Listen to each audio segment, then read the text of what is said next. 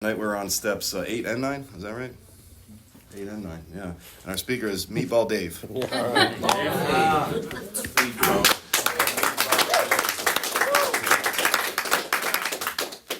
Let's see. I am a recovered drug addict. My name is Dave. Thank you, Kyle, for chairing the meeting. Jeremy, thank you for asking me to be here, for letting me be here, for giving me this opportunity.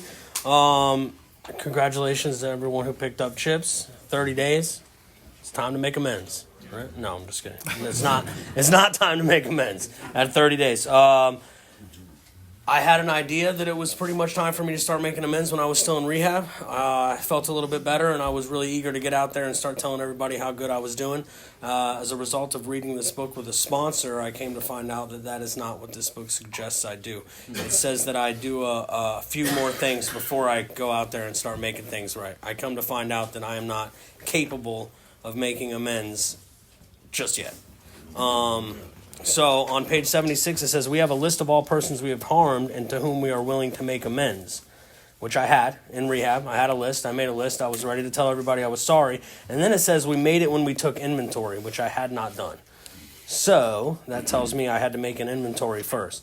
It also tells me that when I'm starting these amends, it starts with those people that I made an inventory with, the people that I hate, which is also not what I expected, because I didn't want to make amends to them. I wanted to make amends to my mother because she loves me and she would welcome me with open arms. And it was certainly not to the people that I couldn't stand. That was not my plan. I'm grateful to work this step with a sponsor and with a network of men and women that helped me along this thing, so I didn't do it my way, didn't do it all my way. The stuff I did wrong, I did do my way. But the stuff I did right, I got a lot of help.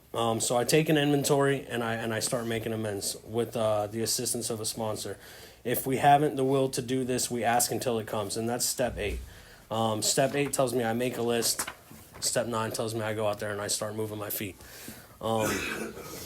If I'm afraid to do this step, I should probably get with a sponsor and maybe review the previous steps, because step 1 tells me I'm powerless over this stuff and I'm going to get loaded again whether I want to or not. And that's terrifying, so I might have to do this whether I'm scared to do it or not. If I'm overexcited to do this step like I was, I might want to get with a sponsor and review this work again, because this tells me that this is a life and death errand. This is not something that I take lightly. The point of this is not to save my own skin, as it will go on to tell me in this book. The point of this is to make things right that I broke, essentially.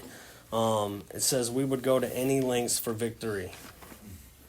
Any lengths, which is also horrifying, because I'm very much a minimalist when it comes to like doing anything at all. So any lengths is terrifying for me. It was also a shock to me when I found out the 9th step promises were referring to the 9th step. When it says we'll be amazed before we're halfway through, I thought I was going to be like amazed when I got to 6, which is half of 12. And what it tells me is I'm going to be amazed before I'm halfway through step 9, which has been my experience as well. I have a lot of preconceived ideas before I start doing this work, and mostly they are all wrong. So I'm going to read a little bit about the book, or from the book. And on 82 it says, we feel a man is unthinking when he says that sobriety is enough. And I love this part of the book because I'm very much like, I'm a settler. I'm sober, I'm in rehab or whatever. I got 30 days, 60 days, and I feel pretty good about that. And I feel like that's enough. And it goes on to say, he's like the farmer who came up out of his cyclone cellar to find his home ruined. To his wife, he remarked, don't see anything the matter here, Ma. Ain't it grand the wind stopped blowing? Yes, there is a long period of reconstruction ahead. We must take the lead. It is not enough for me to just be sober. My wife is not one of us. Nobody throws her a parade because she hasn't smoked crack all day. Nobody cares. You know, I put down the drugs for an hour, and I expect everybody to treat me differently. You know what I mean? I expect everybody to loan me money because I haven't stole from you since June. And I can be trusted today because I'm sober. And what happens when I don't get treated the way I expect to be treated is I get real bitter, and I turn into quite the hater. A remorseful mumbling that we are sorry won't fill the bill at all. And that's what I thought making amends was. I thought it was going around telling everybody I was sorry. I came to find everybody knows I'm sorry. I am a very sorry person. And nobody wants to hear that. And it's not constructive at all. The spiritual life is not a theory. We have to live it. And I'm only able to plug into this thing and start living a spiritual life as a result of doing 1 through 7. Then I'm ready to start doing 8 and 9. So if you're just coming around and you got your amends set up, take a breather. You know what I mean? You might want to wait a minute. You might want to get with somebody before you go out there and do stuff. Because if you're anything like me, statistically speaking, I am a problem maker. I'm not a problem solver. So without a lot of assistance, I'm just going to make more of a mess. When it refers to the amends, it says, as God's people, we stand on our feet. We don't crawl before anybody. When I'm going up to these people and I'm trying to make amends, I'm not doing that out of fear. I'm not begging. I'm not on my knees. I'm not crawling. I'm not doing any of that stuff. At this point in the steps, I have God on my side, and I am approaching him with that confidence. You know, I know what I did, and I'm here to make it right. That is only a result of having what I refer to as a spiritual experience, which I got from step 5. I can look the world in the eye today, and I can go out and do this thing. The 9th step promise is going to say, if we are painstaking about this phase of our development, we will be amazed before we are halfway through. Painstaking also sounds terrible, but that has been my experience, and I've been fortunate enough to take other guys through this work. One of the guys we set up with an amends, he let me know that he's been stealing from his job for the past 6 months, and we set up a plan for him to go make amends and let his boss know about that. And he did. He manned up, and he told his boss he's been stealing from the company for 6 months. And he called me the next day, and he said, I said, what happened? And he said, I got fired. And I said, it's amazing, right? You're not that's the first one, dude. You got like a bunch of other amends to make. And what that tells me is that this stuff is not all going. Nowhere in this book does it tell me that this is going to be sweet. I mean, some of these are great. I've had a lot of positive experiences with making these amends, but that's not what it's about. This thing does not tell me that I'm going to get a bunch of hugs and kisses from everybody I go into. It actually goes on to tell me that I could get thrown out of their office. It goes on to tell me that I should be hard on myself because I've been hard on everybody else for long enough, which is my experience. I have this idea when I get sober, clean. I have this idea when I stop getting loaded that, I have this like self-loathing problem. You know what I mean? That's why I get loaded the way I do, because I can't love myself.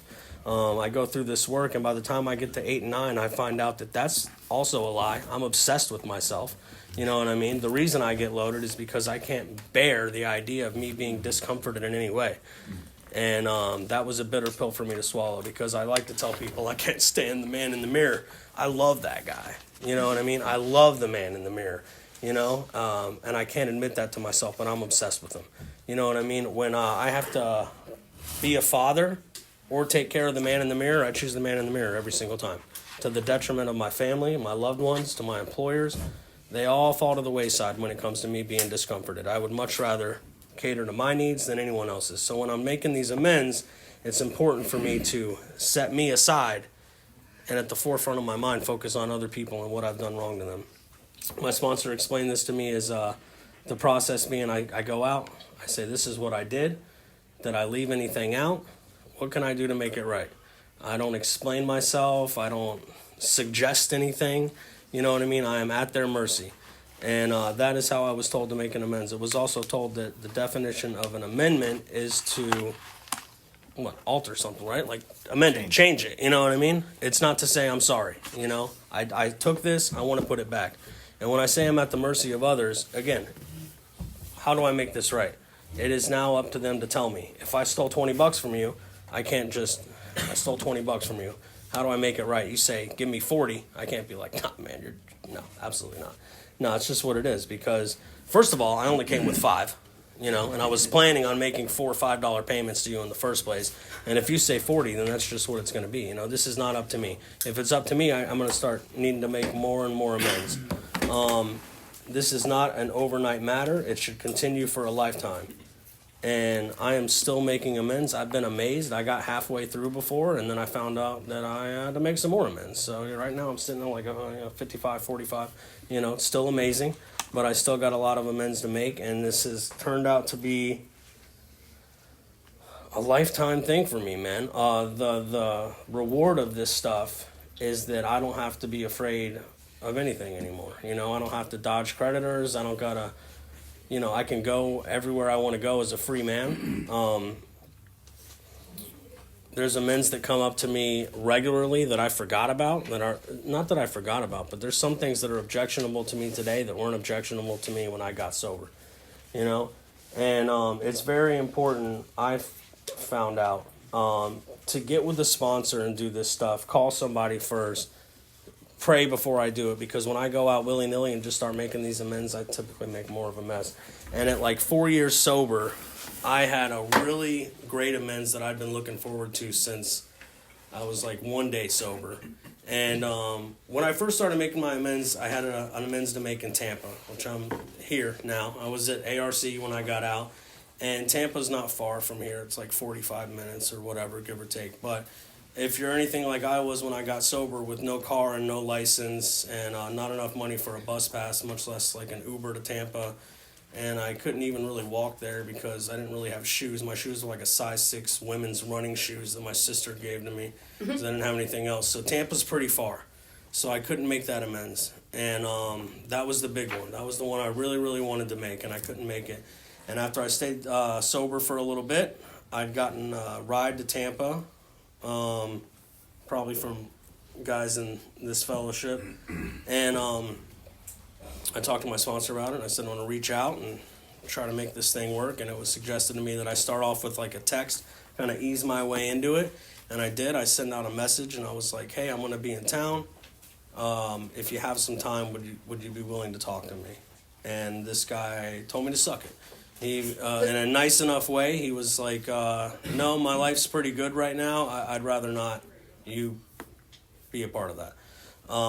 So that was pretty devastating because that was the big amends that I wanted to make, and I was never able to do that. So what I do is I go back to step 8. I maintain that willingness. If ever an opportunity presents itself, I'm still willing to make that amends. If that amends ever comes up, I'm still willing. I can't be like, nah, man, I tried to do that. You didn't want nothing to do with it. We're good, bro. We're square. So I maintain the willingness, and I was sober for about 4 years, and that thing did come up again. My buddy that I wanted to make amends to, his father died, and, you know, I get to attend the funeral. You know, I took off work, black suit, black tie, all that stuff, did my hair, set everything else aside because that's what's important is making these amends over everything, man. And I'd finally got an opportunity to make that amends, and I set everything up, and driving at this point. Florida licenses me to drive today, which is crazy. Amazing. And I had set out to go do that amends. And again, don't do this by yourself. Like I for whatever weird reason, I did call my sponsor on the way over there, and I told him about it. And I'm like, yeah, man, like I finally get to make this amends. You know, this guy's dad died, and you know I'm gonna be there and be of service to these people and like be helpful and you know not make a mess for once in my life. And this guy I wanted to make amends to is very close to me, man. We were like brothers, you know, and his father was like a father figure to me, man. So it was kind of a big deal, and I got this great opportunity to make amends to this guy, I thought. And Jeremy's my sponsor, and he was like, Godspeed, bro. This is it. Go for it. This is amazing. And I was like, yeah, man, thanks. And before I hung up, he was like, real quick, man, which amends is this? And I told him, and he was like, what are you doing? Do a U-turn right now. And I was like, why? And he's like, were you invited to this funeral? And I'm like, nah, I saw it on like Facebook or something. And he was like, so you're just going to go to this funeral where this guy's mourning his father and just kind of like make it about yourself? And I'm like, I don't really think about it like that, but you know, so I'm just going to show up. I'm just going to force my will onto this thing and make this amends because it's going to make me feel better. And I'm not considerate of this guy or his family at all, or his dead father. I really want to knock this amends out so I feel better. And what I had to do is I had to pop a Yui, and I had to send another text saying, sorry for your loss. And he said, bing.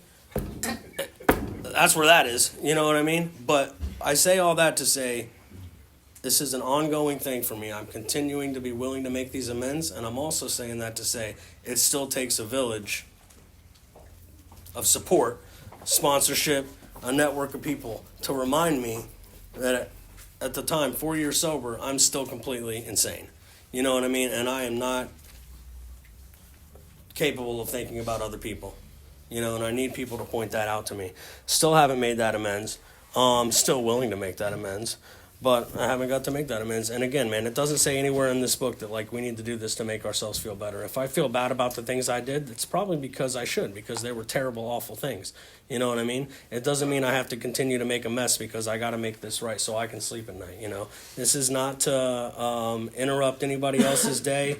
This is not to make it about me. This is only about putting back what I took away from these poor people that had to deal with me for so long. And I have ongoing amends forever. I have an amends that I go buy champagne from a restaurant that I drank 3 bottles of champagne a day at for like 4 years. You know, I got to go there and buy champagne every once in a while. And this lady's like, you can stop doing that now. And I'm like, no, I'll die. You know what I mean? I have to do this. You know what I mean? And I still show up at that restaurant and make these amends because at the end of the day, I got to get this stuff done, you know? And I don't shrink at this thing. This book tells me I don't need to be afraid of this stuff. You know, I can answer my phone today. I'm not worried about creditors calling me anymore, which I don't understand this at the time, but what that does is it makes me able to be useful to you guys. I can pick up the phone today because anybody that knows me knows if I have your number plugged into my phone, I'm more liable to not answer it. You know, if I see Chris calling me, I will put it down. I'll call him later. But if I get an unknown number, that could be a new guy or something like that. It could be somebody that needs help, and I pick that phone up, and I do that because I'm not afraid of Sprint calling me, wanting me to pay him back from '07 because I paid him. You know, and I don't understand that those are the amends that really have an effect on me. I think it's going to be, again, my family, my mother, you know, who just tells me, like, I just love you, just stay sober. That's the amends. You know, I think that's going to be the good one. That does absolutely nothing for me. You know what I mean? Paying back Tico. That's the big one. That was a nice one. You know what I mean? That was a good one. I got a bill in the mail from Quest Diagnostics the other day, and I paid that bitch immediately, dude. That was amazing. That was a spiritual experience. You know what I mean? I don't have to dodge creditors today. I'm not afraid today, and that's because I'm working this to the best of my ability. And the longer I stick around, the more things that were not objectionable to me before become objectionable to me today. As I continue to grow and broaden my spirituality, things come up. You know what I mean? I drove somewhere the other day, and I was like, wow, I really screwed that lady over.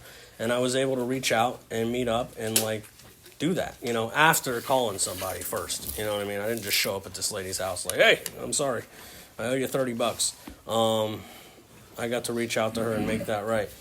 And this is an ongoing thing, and I can only do this with the support of everybody here.